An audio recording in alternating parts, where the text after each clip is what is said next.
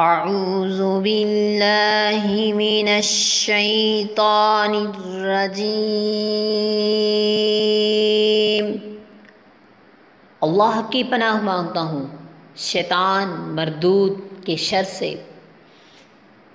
بسم اللہ الرحمن الرحیم۔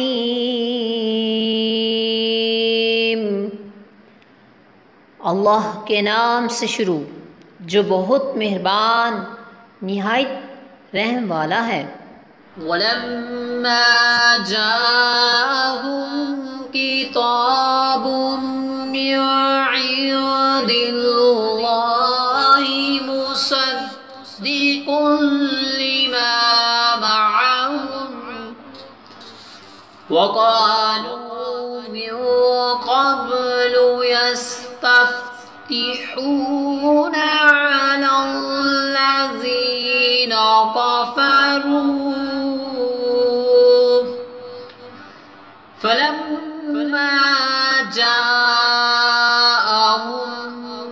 مَّا عَرَفُوا كَفَرُوا بِهِ فَلَعْنَةُ اللَّهِ عَلَى الْكَافِرِينَ۔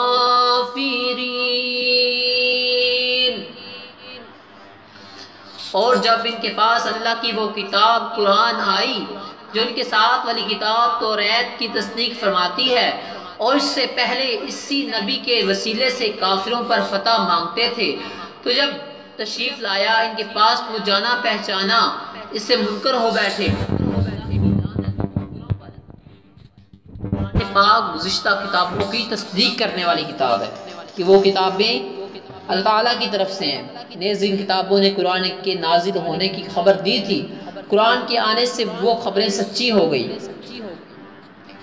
امام الانبیاء صلی اللہ علیہ وسلم کی تشریف آوری اور قرآن کریم کے نزول سے پہلے یہودی اپنی حاجات کے لیے حضور پر نور صلی اللہ علیہ وسلم کے نام پاک کے وسیلہ سے دعا کرتے اور کامیاب ہوتے تھے، اور اس طرح دعا کیا کرتے تھے: اللہم افتح علینا وانصرنا بالنبی۔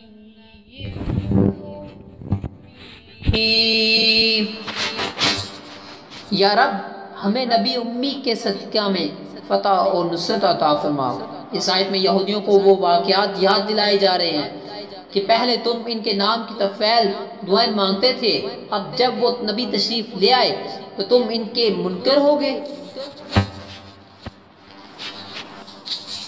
دوستوں آج کے لیے اتنا ہی، انشاءاللہ ملیں گے نیکسٹ ویڈیو میں نیکسٹ آیات کے ساتھ، اور اس سے پہلی تمام آیات یوٹیوب پر موجود ہیں۔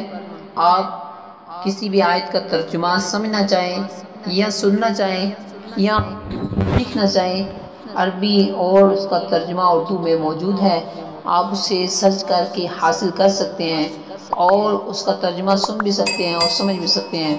دوستوں آج کے لیے اتنا ہی، انشاءاللہ ملیں گے نیکسٹ ویڈیو میں، تب تک کے لیے اللہ حافظ۔ السلام علیکم ورحمۃ اللہ وبرکاتہ۔